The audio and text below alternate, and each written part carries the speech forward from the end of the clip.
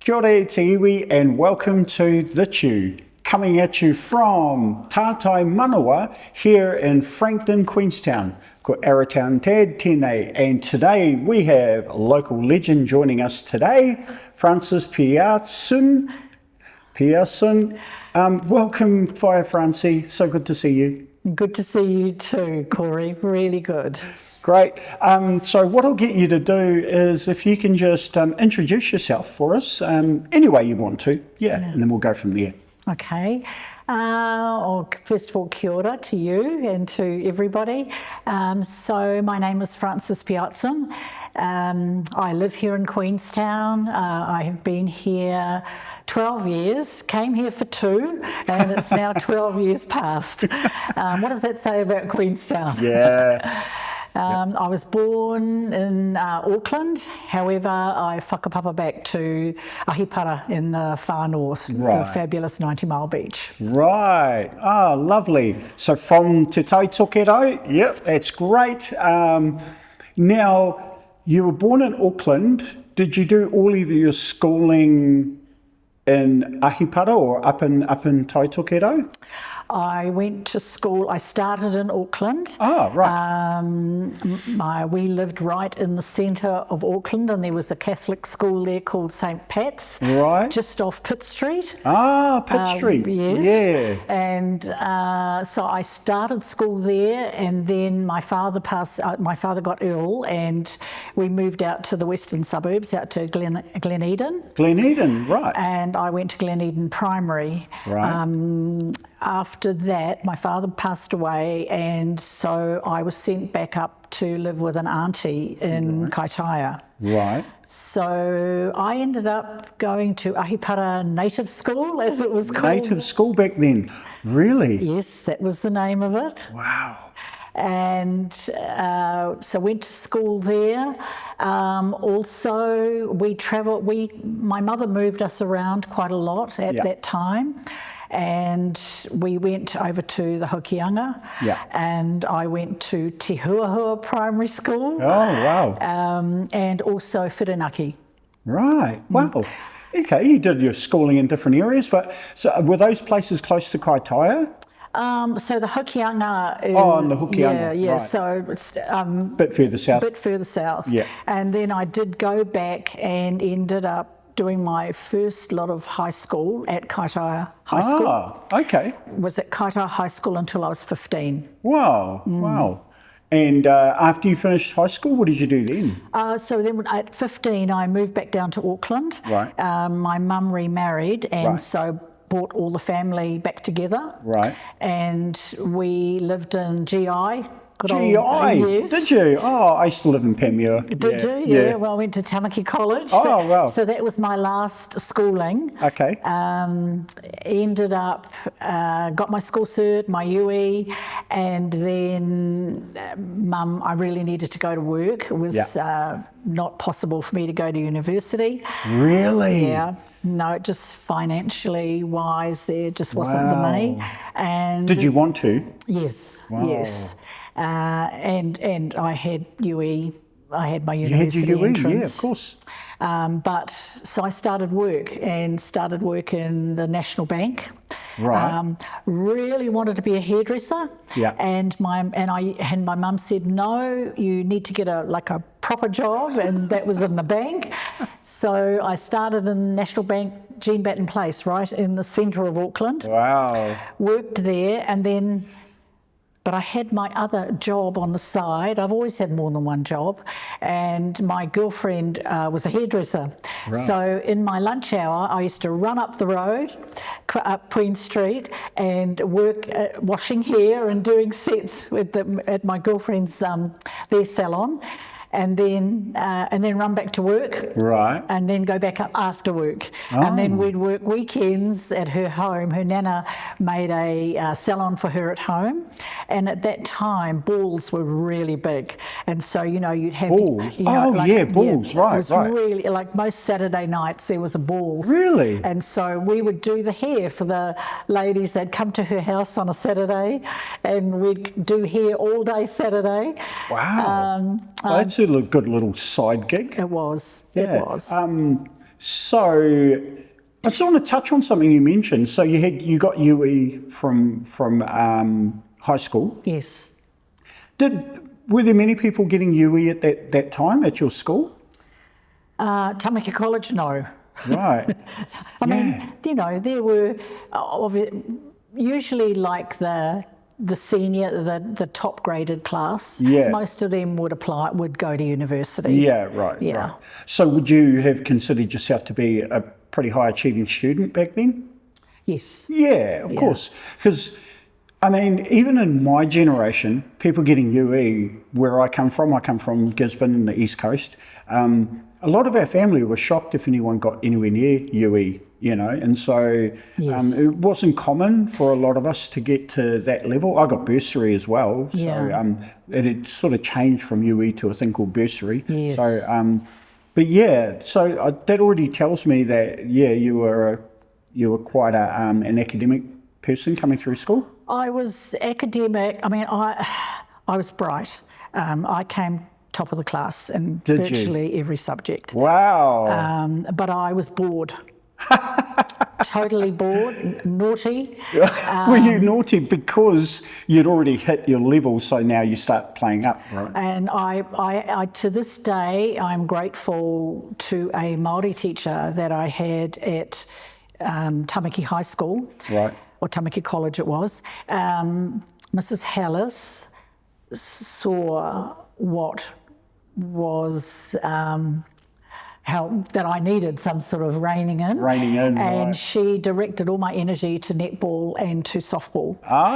So I ended up representing Auckland in netball and in softball, selected for the under-21 New Zealand girls team. But that was primarily, and if I ever could find her, I would thank her. Thank her. Because she was the person that I needed. Yeah, basically. Yeah, to sort of give you a direction on where to put all your energy. It sounds like you're not just academic, but obviously pretty high energy as well. Yes. Yeah. Yeah. And did you enjoy your time playing sport? Obviously. Oh, loved it. Yeah. Absolutely loved it. Right. And I was. So the team that I played for in Auckland were all much older than me. I was considered the baby. Really? But they were my mentors. Right. They were basically the people that encouraged me to never smoke, to never drink. That if I wanted to be a good sportswoman, I had to, of I had to think about those things. Yeah, right. Man, that's really interesting for back in those days. So you really were a high achiever back then, and you obviously you kind of were aware of it. You're aware of your abilities, both academically and from a sporting perspective. Do you have any other siblings? I have seven other siblings. 7 other siblings? I'm the oldest of 7. Oh, wow. Yeah. And so were you the leader? Were you the person that sort of showed the way to the rest of your siblings? I consider myself the peacemaker. Oh, okay. Okay. We're all incredibly strong. I think having a father pass away when I was 8, and and the others. So Mum was 29 when he died, and she had 5 children. Oh, wow. So one was adopted or whāngai to a family that related to us, but we always knew who he was and where he was. Yeah. But because of that, I think. And Mum went out to work. Yeah. We had to be really independent, which of course created strong people. Strong personalities, And, so we're all very vocal, and I became the peacemaker. The peacemaker, right. So in that peacemaker role, you obviously had a skill of getting them to listen to you. Was that just purely because you were the oldest? Yes. Yeah. Yeah, right. pretty much so. And so life growing up, you obviously, with that many siblings, you must have spent a lot of time together, playing, going to events together, just hanging out together. We had one bike. Right, So one bike between all of you. So it was a fight. Well, it was actually my brother and I were the two that wanted to bike everywhere. So there was a fight to get home from school to get the bike and who was going to have a ride.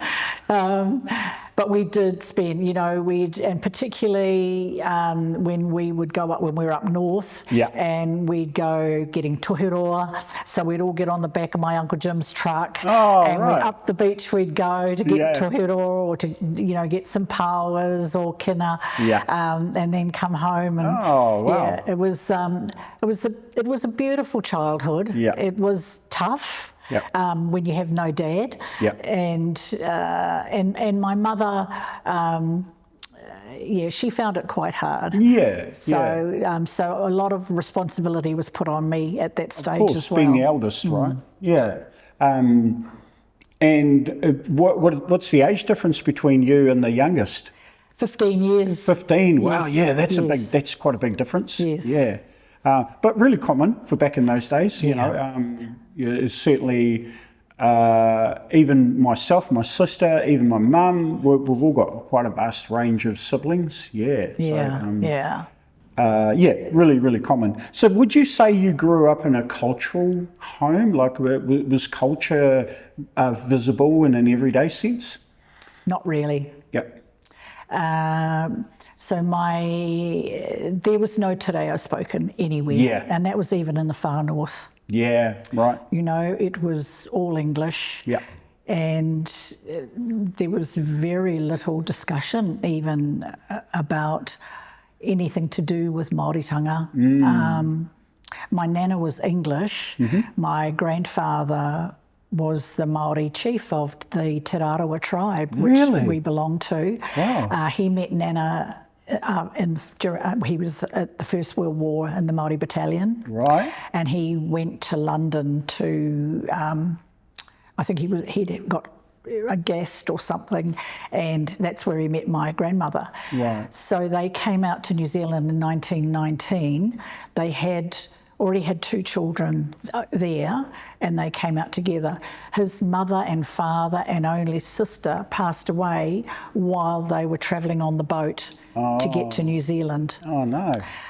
So that part, I mean, and what my nana, because he passed away when my youngest auntie was 1, and what my nana used to say was that he was away at hui all the time at Waitangi because of course the chiefs of course they have to be there. And after the war there was a lot of a lot of things taking place.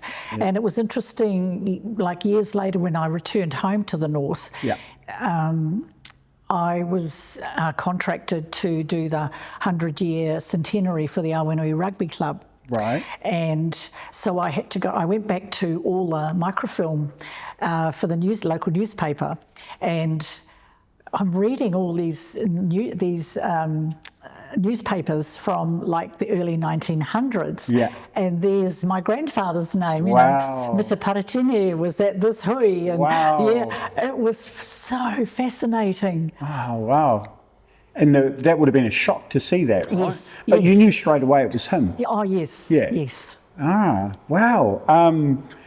Did you go back to marae when you were younger at all? Was there any need to do that? Only to tangis and to weddings. That was the only occasions. Right. So grew up in Auckland, and so what happened after you finished school? I was in Auckland. Went to work in the bank. And then I ended up while I was working in the bank, I met a lady I worked with, a young woman, same age as me. They had friends that owned a store, owned shops in 246 in Queen Street. I don't know if you remember the 246 building. No. It was like 3 levels, so it was big. Right, it was big back then, yeah. And so they had 3 fashion stores. Right. And they wanted some staff. And it was late night Fridays in those days. Yeah, of course. So after I finished work on a Friday at the bank, I would go up to their store and I learned to sell. Yeah. And do window dressing because I loved clothing. Yeah. And so I worked for them. Yeah. Doing that, and then I went on a skiing holiday down to Ruapehu, and I met the man who I would marry. And he lived out at Papakura. So we decided that I would try and get a job somewhere out by him, and I got my first job in basically the rag trade, working for a company called Fibre Makers, who extruded this yarn that it was a polyester yarn that people made suits out of and everything. So that was when I started working in the clothing industry. Right, okay. And stayed with them, and then I got offered a position at a clothing company that had 5 factories in Auckland. In Auckland? So this a New Zealand brand? Yes. Wow. It was a company called E.L. Riley Limited, and they did men's jeans, they did men's and women's everything, and some children. So I went to work for them. I went to work for the production manager, managing these 5 factories. Wow, okay. And for that time, he was gay, and so he struggled with the factory managers, or they struggled with him, of course, as a person. Yeah. So I ended up taking on a lot of his role. His work, right. And what has happened to me over the years is I tend to eat the job, and then I want more. Yeah, of course. And I kept asking, look, I've finished Got this. that figured out. What What's can next? I do now? Yeah. And I was really fortunate that I had a general manager who was prepared to promote women, because also women really weren't in management. Yeah, of course. You know, we're talking a little 1960s. While ago. Yeah, you were really a trailblazer. Like the stuff you're talking about, it's fine by today's standards, but back then it must have been hard. You must have come up against resistance constantly. Well, some people, yes, and some people were really supported you, and I was lucky that the general manager did support me and offered me different roles. So I went from, being the assistant production manager to purchasing. I was taught how to purchase everything like fabric and yarns and accessories for all 5 factories. Right. And then he got me involved in PR, market research, and so I started, learning all about that. And then probably the biggest change that took place was Levi's jeans were looking to come into New Zealand. Right. And was that long ago, was it? I mean, that's recent, actually, when I think about it. You just think Levi's have been around forever here. No. Ah. And they approached... So a number of New Zealand companies had approached them to franchise the label, which they won't do. They've always had a policy to never franchise. So they approached those companies, and ours was one of them. And so they met with the companies, decided that they were not going to franchise. They offered my boss, the general manager, the job of setting up Levi's in New Zealand as a subsidiary. Really? He in turn offered me the role of merchandising and marketing, and one other person from our company as the quality controller. Yeah. And so we did the startup for Levi's jeans in New Zealand. In New Zealand? Crazy. And that was, I mean, I was 22 years of age. 22? Oh my God. So Oh, I can't even. I was still surfing and working in a bar at 22. well, we broke the company record in that we sold $1 million worth of stock in one day. It had never been done in Levi's history. What do you mean? Across New Zealand, $1 million worth of sales Crazy. in one day. And then they... $1 million? Yeah. And then they sent me on the road selling, and I had to, fly into... We chose the areas and the stores that I was going to approach. Yeah. But every one of them, I beat budget, and like Levi Strauss New Zealand was set up. And so I was doing the merchandise. Beat budget on all of them. That, I mean, yeah, it obviously there was a boom in Levi's at that point. Yeah. It was. Some people knew about it. Retailers definitely knew who they were, but didn't know how big it would be. Right. And we approached people like Farmers Trading, Hugh Wright's, Helen Stein. They were the big companies that we targeted initially, and then we went into specific menswear stores and boutique stores. Did those big ones all take you up? Yep. Yeah. Right. Yeah. So they'd heard of what this thing called Levi's was, right? Exactly.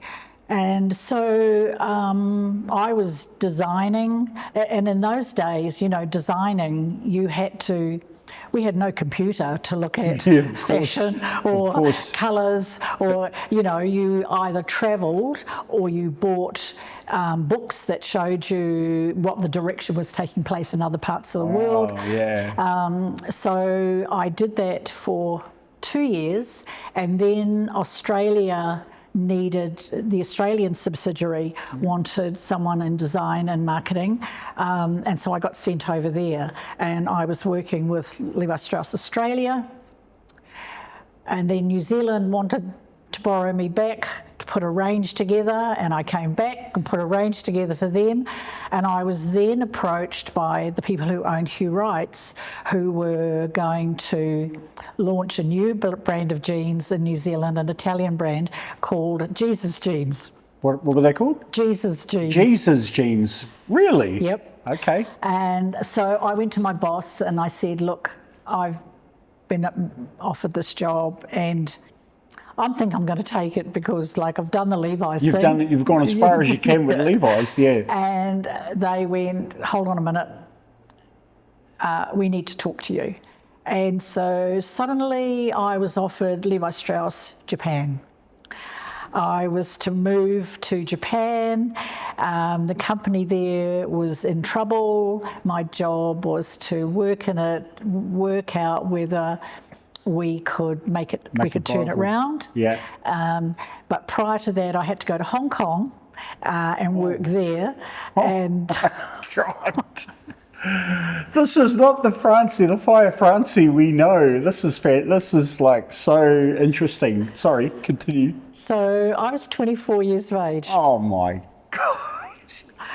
So I was sent to Hong Kong first, and I worked in Hong Kong with the staff up there. Yeah. And the one thing I would say about Levi's is your induction into the company, especially if you work in design and marketing, you have to know how to put a pair of jeans together. So you work on the line, learning how they're actually made. Wow. So, you have a really thorough understanding because the whole Levi's thing was based on quality. Yeah, of course. And so you really had to understand and you have that. a standard to uphold. Exactly. Yeah. So I worked in Hong Kong. I worked on the factory floor with the women. I worked in marketing and design again. And then I was sent to Japan. Japan was a whole new ball game. And when you think Levi's at that stage was doubling in size every 5 years. So the requirement to find fabric that met their quality standards, because up until then, Cone Mills in the USA were the only denim supplier to Levi's. It's the only mill that they bought the actual denim from.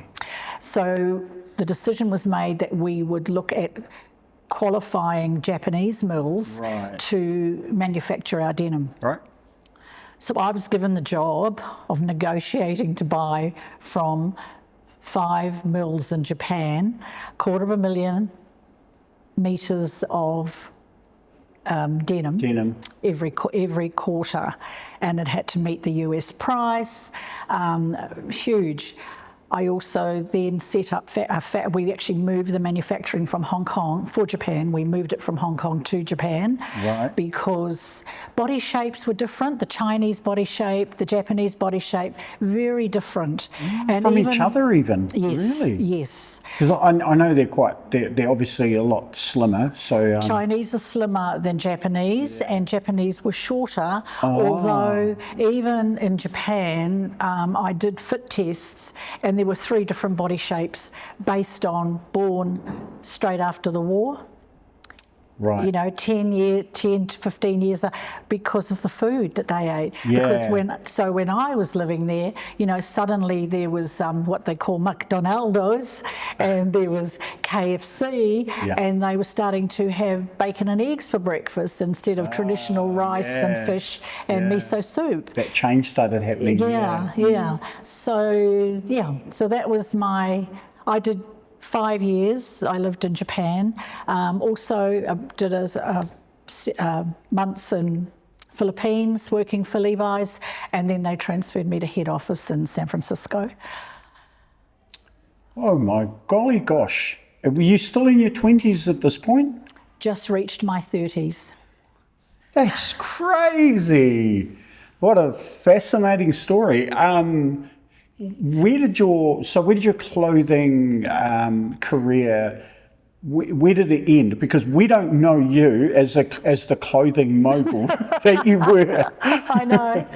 When I was I moved back to New Zealand briefly after Levi's, Right. and I found it really interesting when I went to employment agency to get work, and when I told them what I was doing, they looked at me and they just said, They didn't believe you? you are boardroom level, and nobody in New Zealand has women in the boardroom. Yeah. And I was quite disillusioned. Yeah. And then Amco Jeans, who were the competitors for Levi's. Amco, yeah. They asked me if I would come in and work for them. So, I mean, I was back in New Zealand, I needed work, so I took that role on, but it was such a different environment to where I had been working. Yeah. I sort of went, no, I don't think this is for me. And then I got offered a role through someone I met at Rickett and Coleman, and that was doing hair care products, aftershave for men. It was like more grocery lines. Yeah, back into the fashion or into the beauty side. I sort of thought that was a good thing. Mm-hmm. And then again, through people you begin to know, I was offered the job to set up and run a company called Sasson Jeans. I don't know if you remember them. Sasson, yeah, I remember Sasson. I set that company up. Wow. Set it up and ran it. And we were most well known for our stirrup jean for women. Everybody had a pair of stirrup jeans. Stirrup jeans, oh my God. And the baggy. And then we took that label to Australia, and Sports Girl bought it. Oh, yeah. And they wanted it exclusively for Australia. Mm-hmm. Around that time,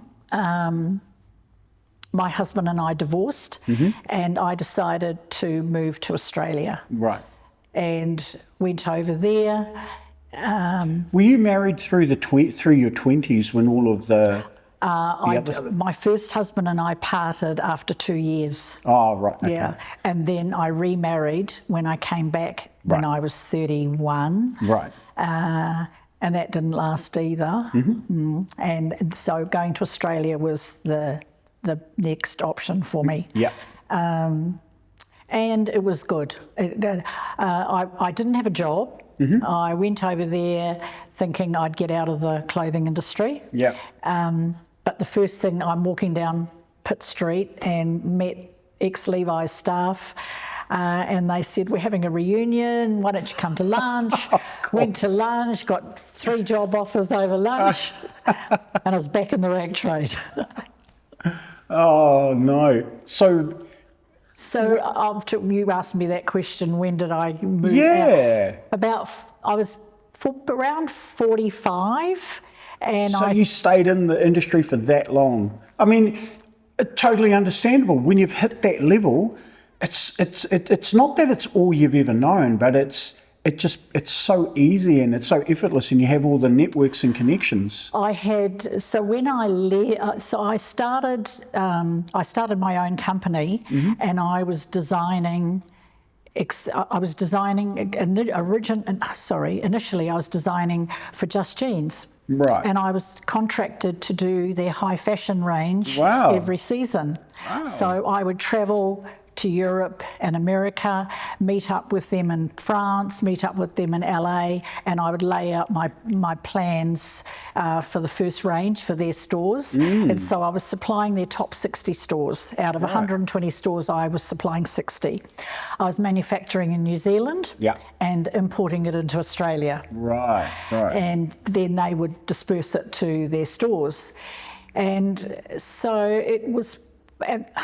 I did that, and then I decided to move up to the Gold Coast from Sydney. And moving to the Gold Coast was around the time I thought, it's time to let young people do the designing. Yeah. And I got a job doing retail, and I love retail. Right. I love selling. Just selling in store. Yep. Great. And well, initially it was selling in store. Then I became the store manager for three stores. Of course. and then a regional manager, and then you're back into the boardroom again. Yeah. And I was doing that until my ex-boss from Levi's, who gave me my first opportunity, came over with his wife, and we went out for dinner, and he said, what do you want to be doing, like, when you turn 50? And I said, I really wanted to work with young people, but even when I was in New Zealand, I checked it out, and I didn't have any social work qualifications, and so I gave it away. And he said, oh, okay. And about 2 weeks later, he rang me, and he said, how would you like to come back to New Zealand and run my company, which was a transformational leadership company called IAS Learning Group? And he said, and give you the opportunity to build a program for young people. Wow. Of course, I said yes. Yes. It took me home. Yeah. And my mum was getting older. Yeah. So I came back that's when I moved back to New Zealand. Right. And started running IAS Learning Group, which was working with, ASB Bank, with New Zealand Post, with all their senior executives on this program of basically aligning middle management to senior management's visions and values. Yeah. But at the same time, setting up this youth program, which I called I Am Special. Right. Because we had determined, or through these focus groups we held, that there was a group of young people at school that weren't gifted, weren't bottom of the barrel, middle, but they were falling through the cracks for whatever reason. And so we decided to write programs around those youth. And that took me, that I was working in Auckland with, what we did the first day was 150 students from 3 schools, so 50, and each were a different decile. So we could be Otahu College, King's College, just very different, and they had to mix. They had to break out of their, sitting with their mates, and they were in clusters of 10. And we wrote this program on, we workshopped it basically, and then we went back into the school a couple of months later, and we taught them how to start a project, something that they wanted, that they were believed in, and how to set the benchmarks for each to progress it to the finish. Right. And Were these kids? Were they? It doesn't sound like they were at risk, but were they identified as high achiever kids that needed direction and sort of business sense, or? They had potential. Right. And for example, one of the boys who was just an absolute lovely, lovely young man, came from Otahu, Stephen, and he had an amazing voice. Right. But even at the age of 14, he had a TAB account and he was gambling. Of course. You know, and he lived in a house with 9 other, the home was 9 people. Yeah. So actually Brian, my old boss, took him under his wing and encouraged him to sit school certificate. Okay. He got school cert. The day he got it, he rang Brian and he rang me and he said to Brian, Mr. Martin, I passed school certificate. And Brian said, well, and he said, and it's all due to you. And Brian said, absolutely not, Stephen. It's all due to you and what you have done. Absolutely. And so he said, and Brian said, so, you'll be going to university then. Oh, no, nobody in my family's ever gone to university. And Brian said, well, I think you should talk to your school principal and talk to your parents. And he said, we're always here to guide you. That boy went to university. He became, he joined the New Zealand, he was accepted into the New Zealand Youth Choir. He travelled around Australia with the New Zealand Youth Choir. He composed an album, which was his whole world changed. Yeah. And those were, he wasn't, he had a gift in that he had the most amazing voice, but never the opportunity, right? And that's what was offered. So I worked with that program for 2 years after I came back to New Zealand, and then we had a school reunion, Kaitaia school reunion, and I met my next partner, and he encouraged me to move home. Right. And I moved back to Kaitaia. Wow. I mentioned to you earlier, I contracted to do the Awanui 100-year centenary and Awanui Rugby Club. I also set up and ran the Te Taiwa Challenge, which was a challenge that was an ultra-marathon run down the 90-mile beach, a marathon, half marathon, and a surf Waka Ama surf challenge. All as part of the same race? Yes, all on the one day. Oh, no way. That's crazy. And that was my introduction to Waka Ama. Really? So it was quite late in the piece? Yes. Yeah. 2006, I started paddling. Wow, really? That recent? Well, I mean, I guess it's not that recent by some standards, but we just assumed you were this born and bred kaihoi Waka Ama person. And so that started a whole new sort of branch of your life. Absolutely. Obviously a really important part now. I got really, so I opened an art gallery in Kaitaia. Yeah. Right. Because I had also, even on the Gold Coast, I had got involved with art as well. Yeah. And so opened an art gallery, opened one in Kirikiri, and started paddling. Wow. And paddling was, paddling is an interesting phenomena. I said, we were the day before the race, because we used to do the setup the night before, and people were sitting around the committee and they were cutting up tyres, tubes. And I said, what are you doing? And they're like, oh, this is the lashing for the canoes. I went, okay, lashing for the canoes. So got all that set up. We had to, because we organised prizes, and that particular year, the Worlds were being held in New Zealand. Right. And so we ended up with a group, which we knew were coming, a group of Hawaiian paddlers came up to Te Taitokerau to compete up there. So I had to organise backpack kitties for them to take home to Hawaii, of course, and it was a big event. Yeah. And so afterwards, I was talking, and I said, I'd really like to have a go at this. And one of the women said, well, you know, if you get some ladies together, I'll take you out. Now, when you start paddling these days, it's all very sophisticated. Like there's a format that you follow, so everyone's safe. Not back then. You stood on the side of the lake and somebody showed you how to hold a blade. Yeah. And then all you were told was you had to stay in time with the person you were following. Yeah, yeah. Get in the canoe and off you go. Right. And there's no easing you into it gently.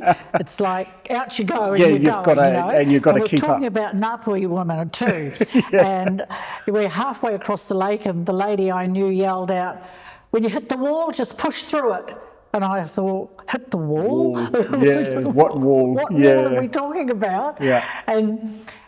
But I fell in love with the sport. Yeah, great. And then, you know, you go out, and Lake Ngātu's not like Lake Wakatipu. Yeah. Lake Ngātu is 2K Smaller. round. It's a bit like Lake Hayes. Yeah. So that gets a bit boring. Yeah, of course. And you think, it's got to be more to it than this. And somebody said, well, we could go to nationals. Oh, okay, what's that? Well, we go to nationals at Lake Karapiro. There's around 3,000 paddlers, and we compete in our age category. Oh, sounds like a great idea. Good. Let's do it. Yeah. So that's how the competitive... That opened up the competitive side of it. Yes. Back in the early days, did you do much paddling on the ocean at all, or was it all lake-based? No, it was mainly lake. We did go over to the Hokianga and paddle literally down to, we'd paddle from Opanoni down into Rawene, which was about an 18k paddle. Oh, okay, Yeah. okay. That's so a we would paddle. do that. There was also out from Whangarei, there's a race every year out by Tutakaka on the other coast.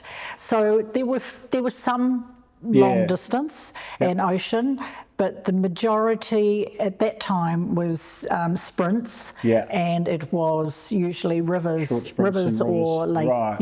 Yeah. And I guess it is a bit of a logistical sort of undertaking to move Waka around as well. So yeah, I get that.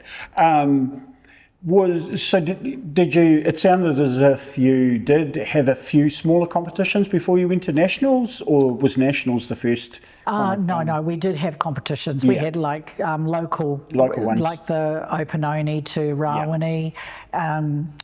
There's the one out of and we also, so I joined, my club was Ngāhui Horo, which was one of the first 3 clubs in the country. Right. And so we host a regatta every December, and it's the first sort of regatta of the season, and that's the first weekend in December. Right. And then the next regatta is in Whangarei at just out by Tutakaka. Right. And that would be the next one.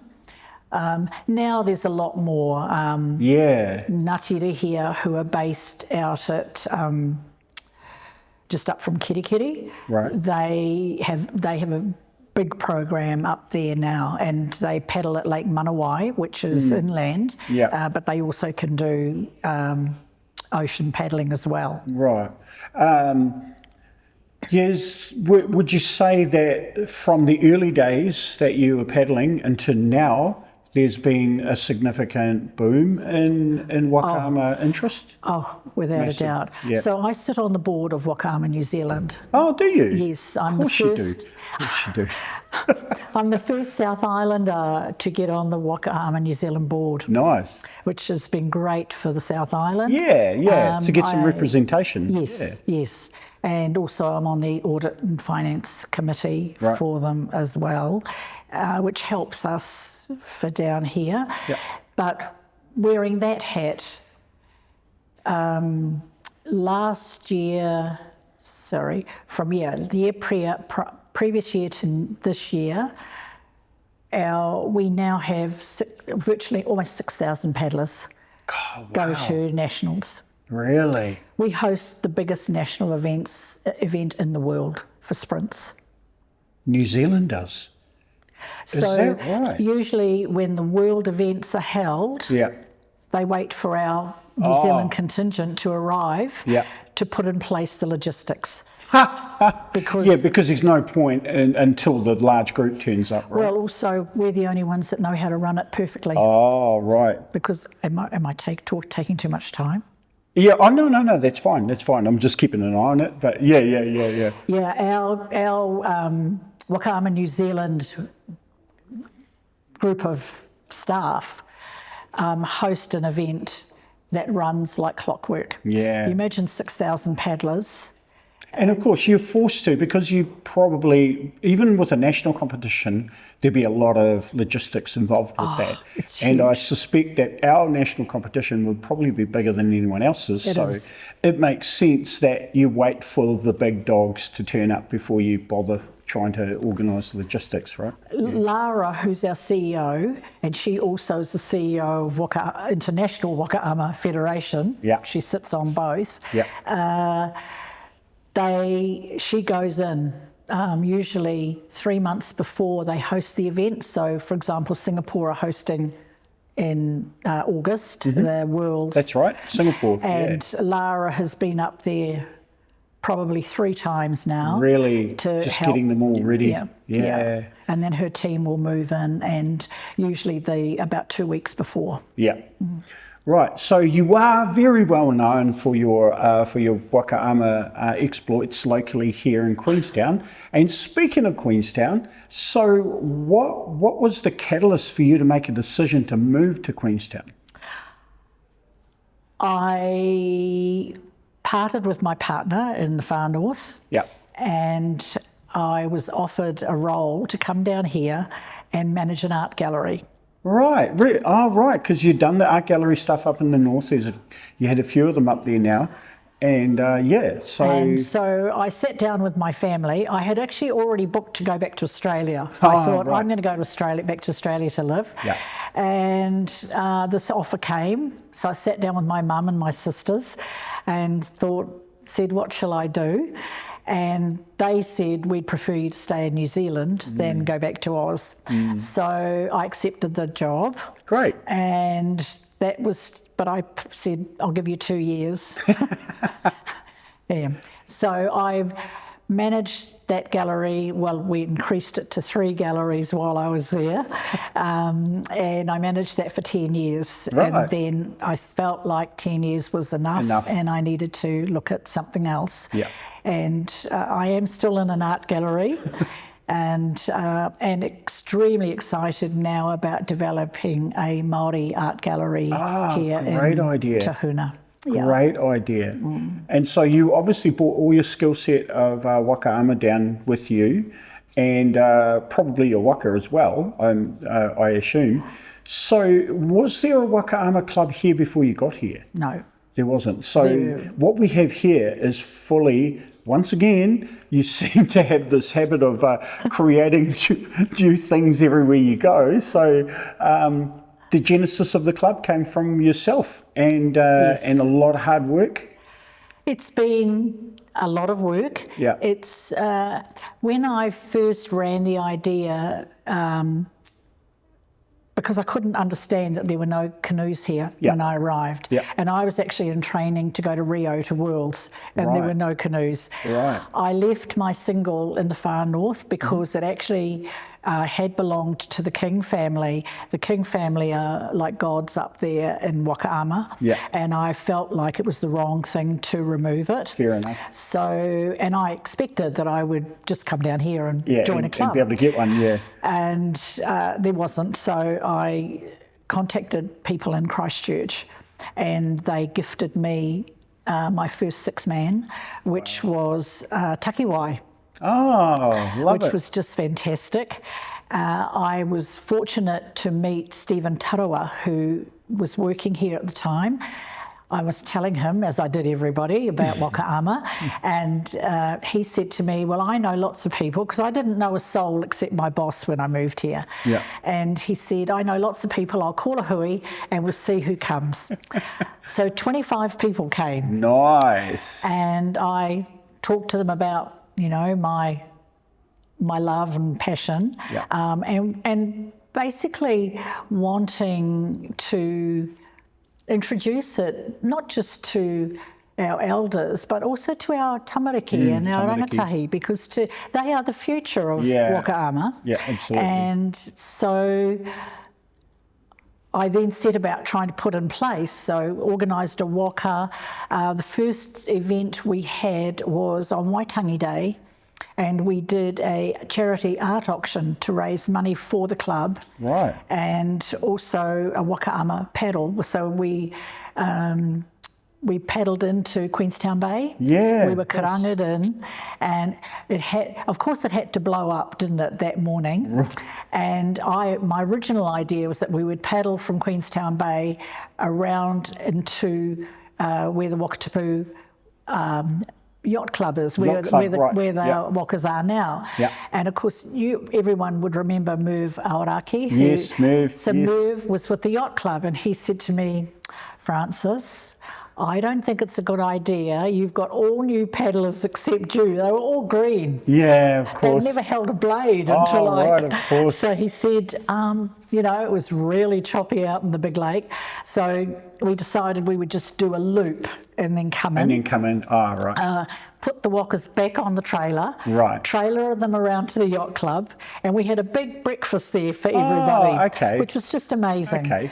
And then I started to teach or coach people at just below the yacht club. Right. But, you know, you can imagine it's rough. Yeah. More often than not, it's very cold. And one afternoon after we'd finished, somebody said to me, why don't we go over to Lake Hayes and see whether it's any warmer than here? Yeah. So we whizzed over there, and oh my gosh, it was like 2 degrees warmer. Right. So I thought, okay, we're going to have to move the waka over. Yeah. We only had the one waka. Yeah. Move the waka over to Lake Hayes.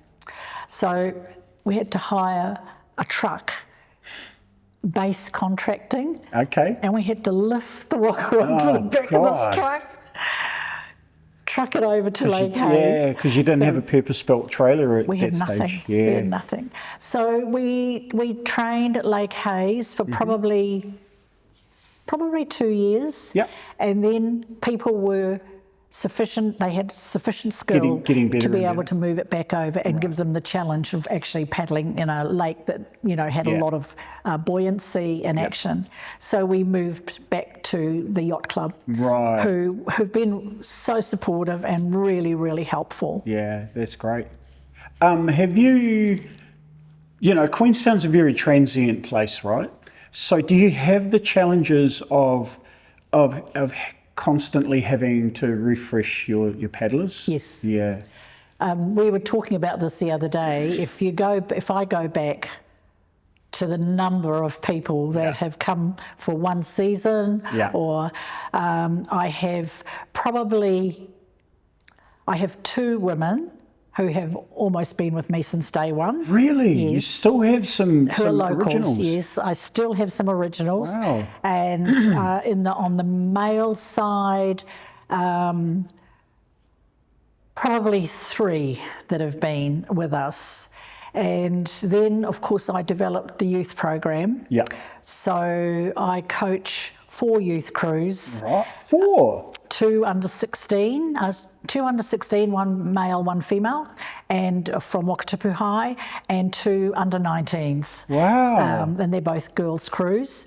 And taken them to secondary school nationals, taken the J's 19 girls to nationals this year. They came 4th in their double hull and would have been going to Worlds if they had come 3rd. Oh, no.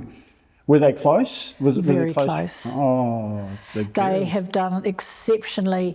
The first year I took them to secondary school nationals, people were screaming, where did this crew, where did these two crews come from? Yeah, of course, because I wouldn't have seen them before. They're a whole new people. Wakatipu High School. Yeah. And Lara Collins, the CEO of Waka Ama New Zealand, she was yelling, Francie, look at your girls.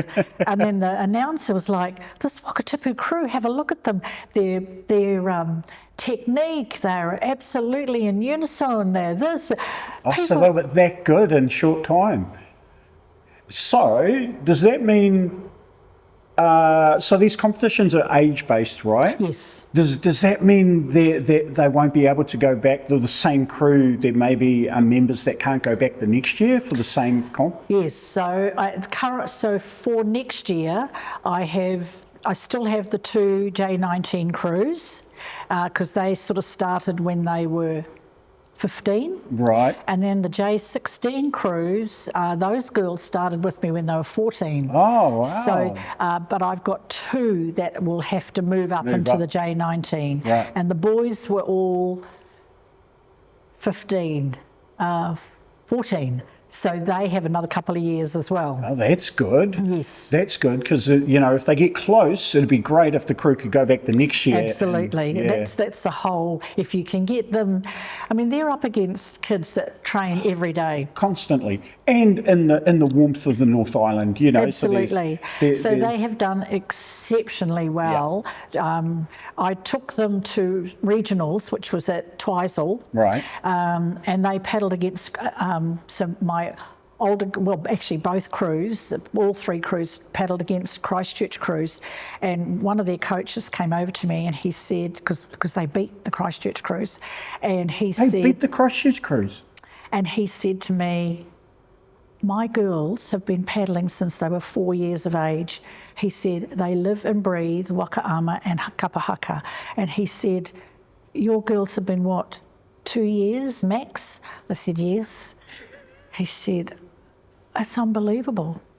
And are you essentially the only coach? Are you kind of the only person? I'm their coach, and then I bring Karina Gage down, who is reputedly the top Waka Ama coach in the country, if not the world. Right. She's all over the world coaching. Right. I believe that is something that's an investment in our youth that I think we need to make. Yeah. I fundraise to do that. Yeah. And it's the one thing that's sadly lacking, and it's continually funding's always lacking, but I find in the South Island the adults are quite selfish. They are only concerned about their own coaching. About their own, Their own. They don't want to invest in our youth. Right. And it really, really annoys me. Right. But that aside, I will do everything I can to give our rangatahi the opportunities, the best opportunities that I can to have them competitive. Right. And a lot of school crews go to nationals, and they can go 5 years and never place.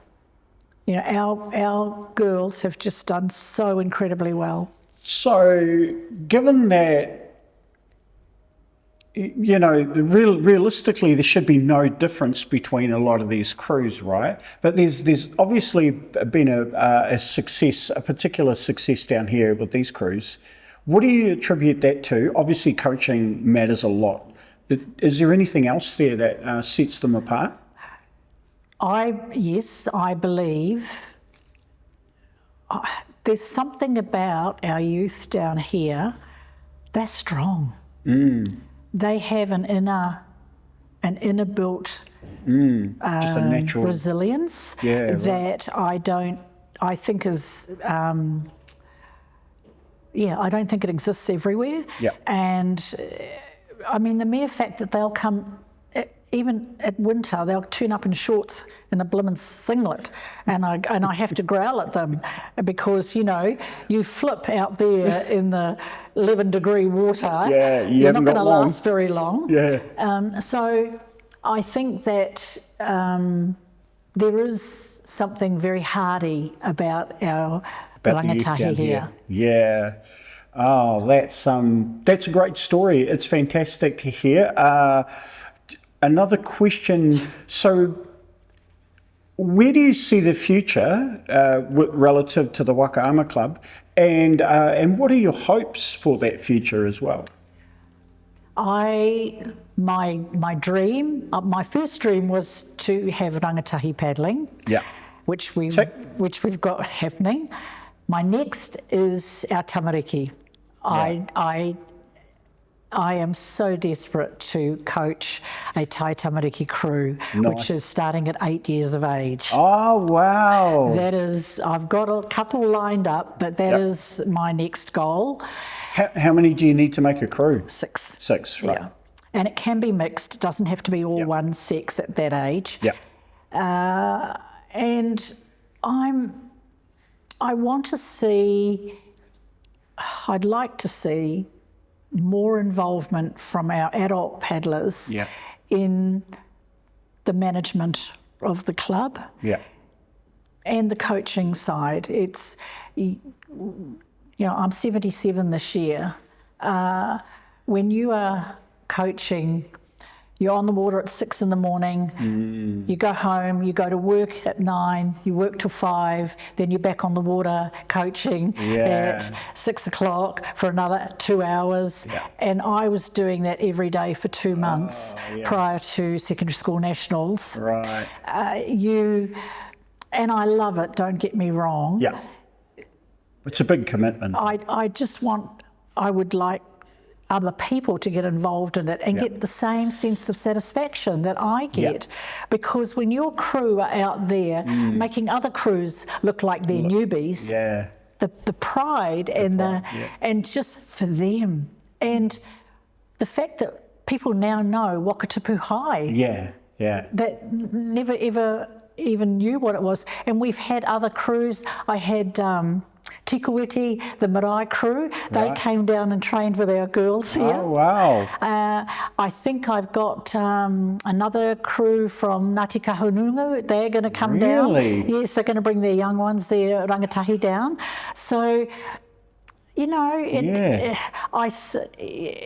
that's how I'd like to see the club grow. And have our young ones on the world stage. We've got one girl going to Worlds. She's only 14. Nice. She's representing Tonga. Oh, that's amazing. Yes.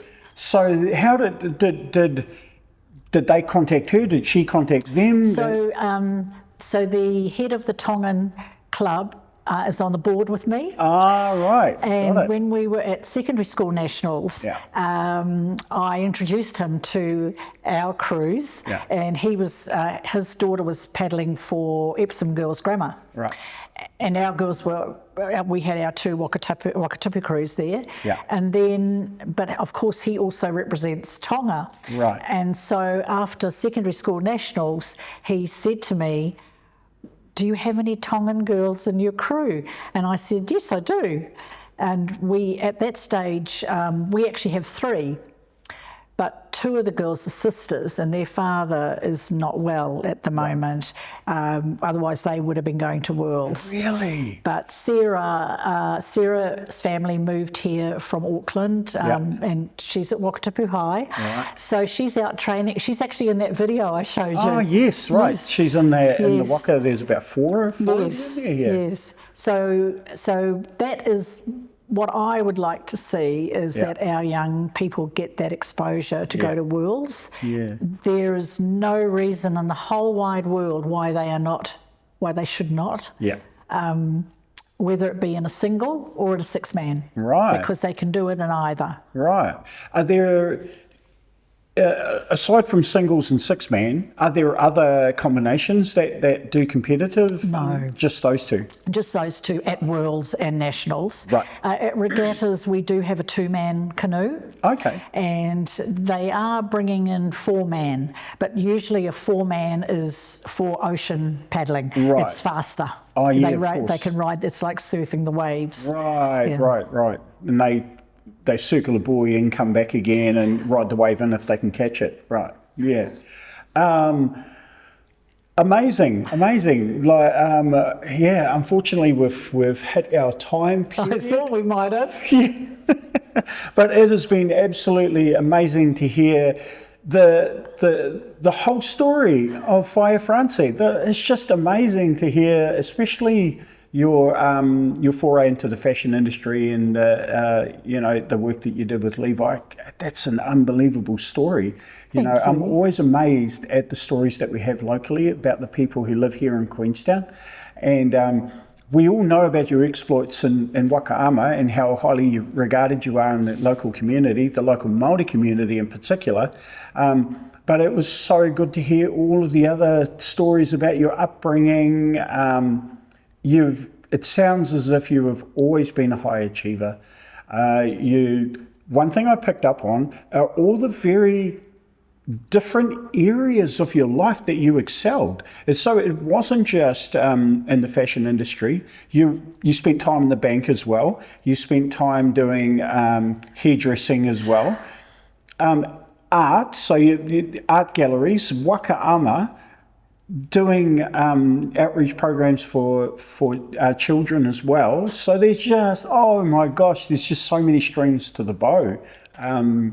Amazing. And, I think that's the wonderful thing about New Zealand. Yeah. Is that if you want it, the opportunity is there. Yeah. I really believe that we get unique opportunities here. We do. And do you think that's even for women as well? Today, definitely. Yeah. Way more so than, in my era of growing up, if you like. You were just expected to get married and have children and leave the workforce and maybe come back later on. But today, it's, I think for women, the world is their oyster. Yeah. If they want it badly enough, they'll get it. Yeah, that's great. Well, that's a really awesome note to leave the interview on. E mihi atu nei ki a koe taku rangatira. Thank you so much for coming in and sharing your story. It's been a fascinating and very enlightening conversation. I'm so grateful to have spent this time with you. So if you enjoyed that, whānau, can you please pop a like down here, give us a thumbs up. This deserves a really big thumbs up. Remember to subscribe to the channel and we will catch you next time on The Chew. Mā te wā.